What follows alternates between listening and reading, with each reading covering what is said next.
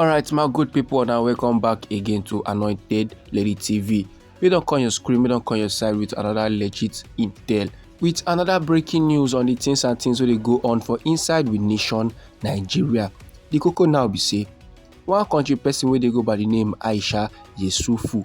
She na prominent social critic. Now she don't come outside the express outrage over the recent tragic incidents wey happen for inside this our green country, maybe Nigeria. And she can accuse the president of the Federal Republic, maybe Asiwaju Bola Ahmed Tinubu, of transforming this our green country into a massive graveyard. And no be small thing, no, my good people. No say she dey yarn all these levels now for inside one statement like that after the multiple stampedes wey don happen for inside this our country. And the stampede now don result to the loss of lives and injuries. And the stampede dey happen sake of say country people dey dey struggle to collect palliatives and some food items. E get one location like that for inside Anambra State wey many country people dey call Okija. At least 20 people now bear RIP during a stampede as they attempt to obtain palliatives. And on that same day wey this tragedy dey happen, another stampede still dey occur for inside the Holy Trinity Catholic Church for inside the Federal Capital Territory Abuja. And the thing dey happen during the distribution of food items to vulnerable individuals. No be like say na bad thing for countrymen now to dey do giveaway to the less privileged, or for people now wey don hold, wey don balance for life, they come dey carry some kind goodies, they come dey give vulnerable country people. No bad at all. But now you see this act of goodwill, see this incident, it don lead to an unspecified number of fatalities. E come make many country people come collect unexpected RIP. And no be like say the incident them na there e end o. E get one recent carnival like that happen for inside Ibadan, Oyo State. The carnival come turn deadly when over 35 country people, mostly children, come perish for inside one stampede like that as they still try to collect food items.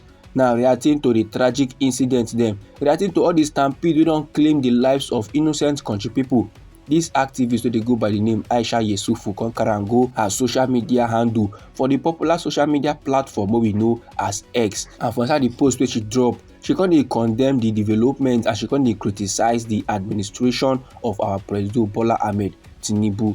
And she come dey even dey yarn say last the Senate President wey be Godswill Akpabio go still get mind, dey come outside, come dey yarn, come outside, dey tell the general public say our President Bola Ahmed Tinubu don transform Abuja and other Nigerian cities to London. But the truth of the matter be say our President Asiwaju Bola Ahmed Tinubu, he don turn the whole Nigeria into a massive graveyard. But no be lie, my good people, it's no longer funny the things wey dey happen for inside the nation Nigeria. The presidency go come outside the yarn and say our president don't do this, our president don't do that. It's light at the end of the tunnel. But many country people they go bear RIP because say they find palliative, because say they find free food, and that kind levels it no make sense at all. The general public don't too hear am hot for this administration. Things don't too choke for the citizens. So as these activists now be Aisha Yesufu and many other countrymen like Mr. Peter Obi and the former vice president of our green country be Atiku Abubakar, they come outside now and they blame our President Bola Ahmed Tinubu for the stampede that we don't claim the lives of innocent countrymen. I feel say it's partially correct and partially incorrect, and that na sake of say fine and good na the administration of our President Bola Ahmed Tinubu na make things come hard for the general public. Now some of the policy wey our President Bola Ahmed Tinubu implements na come make things come choke for country people. But we as a country person now, we can do better than going to drag for palliative for inside crowd like that wey be say you don already hear am for news before how stampede take occur, take claim the lives of some kind countrymen dem. We suppose use that one now take learn lesson. We suppose dey our day now make we no go bear unnecessary RIP. But last the incidents still dey occur, dey go.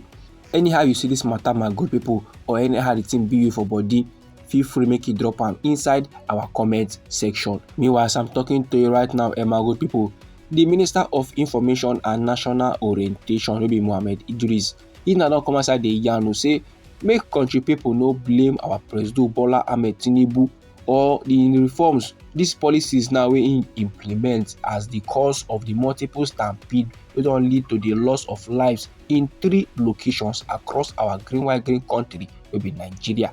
He say make we no try am at all say dey blame our presido because the man is not at fault. For inside one statement like that wey dey issued by one countryman wey dey go by the name Rabiu Ibrahim, and Oga Rabiu na the special assistant on media to the Minister of Information and National Orientation. He now come dey send condolences to the families and loved ones of the victims of the calamity wey happen for inside Ibadan, Oyo State, plus Okija, Anambra State, and the Federal Capital Territory, Abuja. Oga Rabiu come dey yarn say the minister wey be Mohammed Idris don describe the tragedies as deeply saddening, and dey yarn say the incident dey underscore the importance of ensuring proper crowd management during such charitable activities, especially during the festive season. Then he come dey draw ear dey give organizers, he come dey draw ear dey give some kind countrymen wey be say they wan help the general public calm down the hardship wey dey face for inside we nation Nigeria by doing the giveaway, by doing the charity activities. So when dem lis ten to directive by the Inspector General of Police when they dey carry out this kind activities dem. So when dem follow protocol, make dem make sure say dem establish a proper crowd management. Then the minister come still dey draw ear dey give politicians and groups and individuals say make dem comot body o. Say this tragic incident na this tragic event wey don happen across we nation Nigeria, e no get anyhow wey e dey connected to the economic reforms of our Presido Bola Ahmed Tinubu's administration. Make dem no dey blame our Presido Bola Ahmed Tinubu for all the stampede wey don happen for this event dem. And make country people no forget say this kind unfortunate incident dem bin don already occur. Dem bin don record things like this in the past, even before the current administration. So making any attempt now to link all these crises, all these tragedies to our Presido Bola Ahmed Tinubu reforms is very much unfounded, and e no make sense at all at all. All these level good people dey for inside the statement wey dey issued by Oga Rabiu Ibrahim, wey be the special assistant on media to the Minister of Information and National Orientation, wey be Mohammed Idris. No be lie my good people. See this stampede there wey dey happen across we nation Nigeria is very much saddening. E no make sense at all at all. 3 stampede in less than 1 week for inside we nation Nigeria is not a good record to keep. Now my good people, if you dey feel as if last now our Presido Bola Ahmed Tinubu na dey gas blame for everything, feel free make you drop am inside our comment section. Or if you dey support our Presido, if you dey support the minister when e dey yarn say no be our Presido na dey gas blame for this level, feel free make you drop your point of view inside our comment section. Now we be Anointed Lady TV. Our hobby na to dey give una legit intel on the things and things wey dey go on for inside we nation Nigeria. So if you like this update and you would like to receive more, try make you subscribe to this channel and try make you put on the notification bell so that as we dey come with the news, now you go first receive the updates and you go even get am sharp. I dey come inside again with another legit intel for you my good people. Try make you no go anywhere.